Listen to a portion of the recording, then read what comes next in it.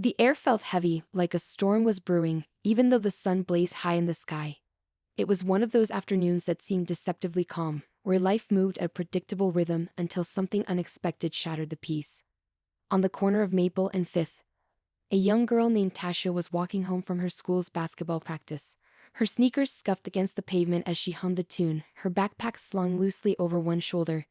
Tasha, just 15, was full of dreams, resilience, and a quiet strength that often surprised those who underestimated her.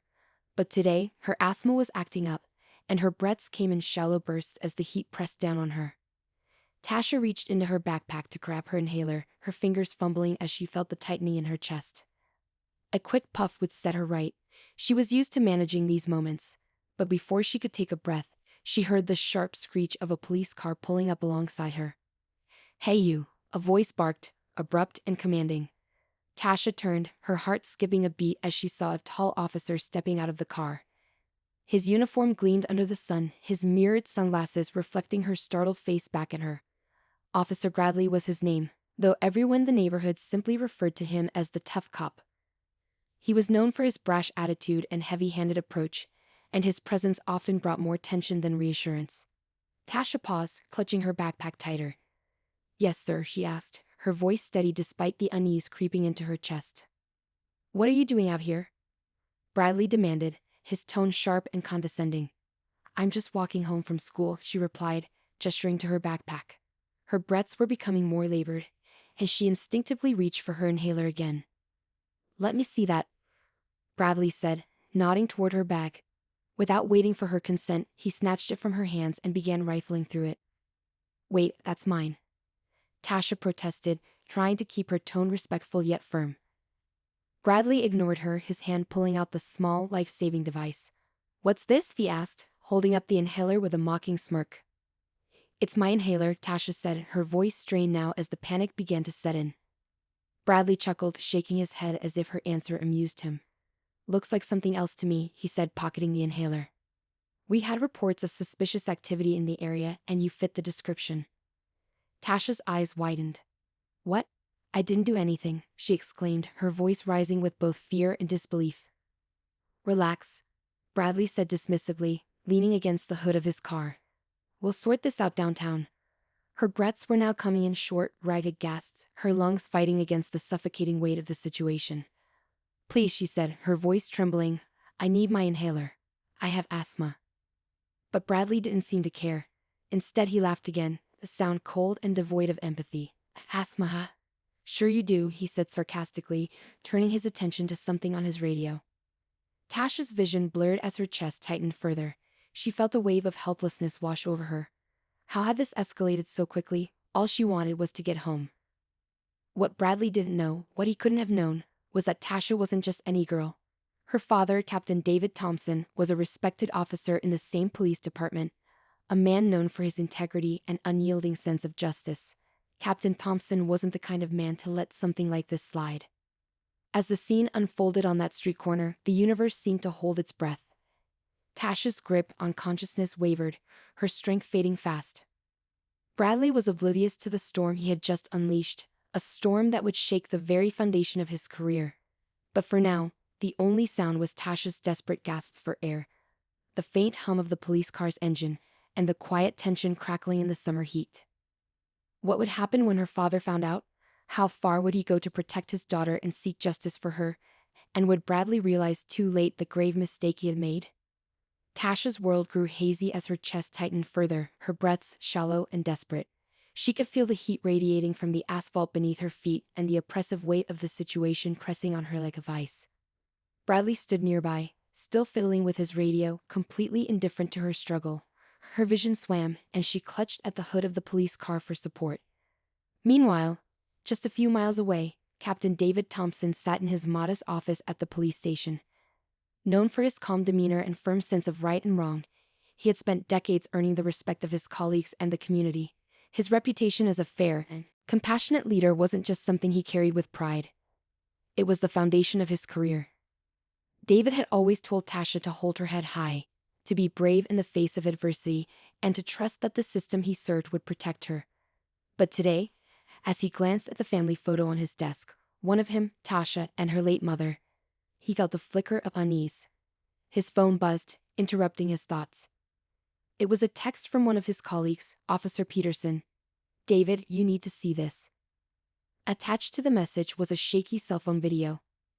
In it, David instantly recognized Tasha. She was leaning against a police car, visibly distressed, while Officer Bradley loomed over her, smirking as he pocketed something. David's stomach dropped. The sound wasn't clear, but he could see the panic on his daughter's face. He didn't need to hear the words to know that something was terribly wrong. He shot up from his desk, heart pounding, and grabbed his jacket. This wasn't just any situation, this was his little girl. The girl he had promised to protect from the cruelty of the world. He had spent his life upholding justice, and now that very system was failing his family. Back on Maple Street, Tasha was barely holding on. A passerby, an older woman named Mrs. Green who lived nearby, had noticed the commotion. She cautiously approached, her weathered face etched with concern. "Excuse me, officer," she said, her voice shaking slightly. "That girl doesn't look well. Maybe you should help her." Bradley turned to Mrs. Green, his expression shifting to one of irritation. "Mind your business, ma'am," he said curtly. But Mrs. Green didn't back down. "I've lived here for 40 years, she said, her voice steadying. "And I've seen a lot, but this isn't right. That child needs medical attention." Bradley waved her off dismissively, but the confrontation had drawn the attention of others in the neighborhood. A small crowd began to gather, murmuring among themselves as they watched the scene unfold. One of them, a teenager named Marcus, pulled out his phone and started recording. He had grown up seeing moments like this, moments where authority figures overstepped their bounds, and he wasn't about to let this one go unnoticed. By the time David arrived at the scene, the crowd had grown larger. His police badge caught the sunlight as he stepped out of his car, the weight of the situation evident in his stride. He pushed through the throng of onlookers, his eyes locking on Tasha. "Dad," she gasped, relief washing over her face as she saw him. David's heart twisted at the sight of her struggling for breath. "Tasha," he said, rushing to her side. He turned to Bradley, his voice low and controlled, but laced with fury. "What's going on here?" Bradley, who had been caught off guard by David's arrival, shifted uncomfortably. "Sir, I was handling a situation. She looked suspicious, and I was conducting a routine search." "Suspicious?" David repeated, his voice rising. "She's a child, walking home from school. And where is her inhaler?" Bradley hesitated, his confidence faltering under David's piercing gaze. He reached into his pocket and pulled out the inhaler, handing it over reluctantly. David snatched it and immediately helped Tasha take a puff. As her breathing steadied, David turned back to Bradley, his expression a mixture of anger and disbelief. "You withheld medical assistance from someone in distress." Bradley stammered. I didn't think it was serious." David stepped closer, his voice deadly calm. "You didn't think, that's the problem." The crowd, now silent, watched as the tension crackled between the two officers. Bradley looked around nervously, realizing too late the gravity of his actions. But the moment wasn't over. Marcus, still recording, spoke up from the crowd. "This isn't the first time he's done something like this," he said. "People around here are tired of it." David looked at Marcus, then back at the crowd. The weight of their unspoken grievances hung in the air. This wasn't just about Tasha. It was about a pattern of behavior, about a community that had grown weary of being mistreated. And in that moment, David knew this wasn't just a personal fight. This was a battle for something bigger. The tension was palpable, the air charged with anticipation. What would happen next? Would David be able to hold Bradley accountable? And how far would he go to make sure justice was served, not just for Tasha, but for everyone who had been wronged? The story was far from over, and the stakes had never been higher. Stay tuned. Stay tuned, because this story is just getting started.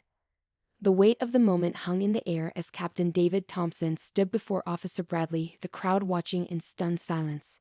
Tasha, now able to breathe, leaned against her father for support. Her eyes were red, not just from the asthma attack, but from the overwhelming realization of how close she had come to a dangerous situation spiraling even further. David took a deep breath, steadying himself. He couldn't let his emotions cloud his judgment. This wasn't just about his daughter anymore. This was about every person in the neighborhood who had been silenced, overlooked, or mistreated. "Officer Bradley," David said, his voice calm but firm. You've crossed a line. You disregarded a child's health and acted with blatant misconduct. He gestured toward the crowd. And judging by the reactions of these people, this isn't the first time. Bradley tried to defend himself. I didn't mean any harm, sir. I was just doing my job. David's eyes narrowed. Your job is to protect and serve, not intimidate and humiliate, and certainly not to put someone's life at risk.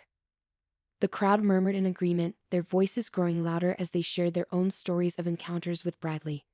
It became clear to David that this wasn't an isolated incident. The community had been suffering in silence, and today had become a breaking point. Just as Bradley opened his mouth to protest further, another voice cut through the crowd. Captain Thompson. It was Officer Peterson, David's trusted colleague, rushing toward him with a folder in hand. What is it? David asked, his tone urgent. Peterson handed him the folder. It's a record of complaints filed against Officer Bradley. I pulled it after seeing the video. There's a pattern here. David flipped through the documents, his jaw tightening as he read. Complaint after complaint, all pointing to a troubling history of excessive force, harassment, and negligence. He closed the folder and turned to face Bradley, who now looked pale. Officer Bradley, David said, his voice carrying the weight of authority. You're being placed on administrative leave effective immediately, pending a full investigation. The crowd erupted in applause and cheers, their voices echoing with relief and validation. Justice, it seemed, was finally being served. As officers arrived to escort Bradley back to the station, David turned to the crowd. I want to thank you all for speaking up. This is your community, and your voices matter. We're here to serve you, not to harm you. If there are others like Bradley in this department, I promise you, they will be held accountable. The crowd slowly began to disperse, their energy shifting from anger to hope. Marcus approached David, holding up his phone. I recorded everything, he said. If you need proof, I've got it. David smiled and nodded. Send it to me. We'll need all the evidence we can get. As the street quieted, David turned to Tasha, placing a protective arm around her. Are you okay? He asked gently. She nodded, though tears brimmed in her eyes. I was scared, Dad, really scared. David's heart ached at her words, but he met her gaze with unwavering determination. I'm sorry you had to go through that, sweetheart. But I promise you, things will change. In the days that followed, David made good on his promise. The investigation into Bradley uncovered more evidence of misconduct, leading to his dismissal from the force.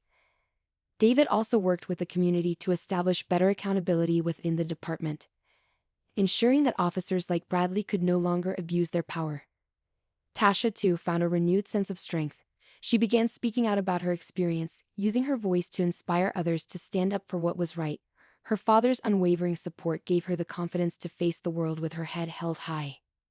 The story ended not with bitterness, but with hope. A reminder that justice, though sometimes slow, can prevail when people come together and demand change. And as David and Tasha walked home one evening, the sun setting behind them, he glanced down at her and said, You've got your mom's strength, you know that. Tasha smiled, her hand tightening around his. I think I got it from you too, Dad. In that moment, as the city buzzed quietly around them, they both knew that while the fight for justice was far from over, they had taken a step forward. And sometimes that was all it took to spark a brighter future. Thank you for being part of this journey. If you enjoyed the story, don't forget to like, subscribe, and share. Until next time, stay inspired and keep the magic of storytelling alive.